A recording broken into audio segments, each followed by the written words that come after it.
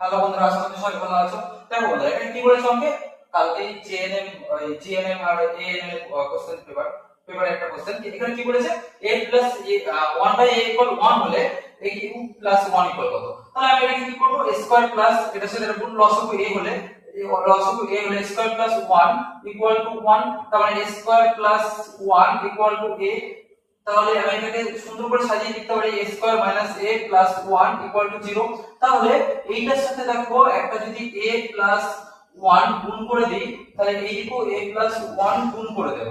তাহলে a plus 1 মানে a plus b into a square plus ab, a b এর মান তো 1, b এর সাথে 1 গুণ করলে 1 হয় প্লাস b a মানে প্লাস 1 গুণ করলে এটা কার সূত্র, a cube plus b cube এর সূত্র।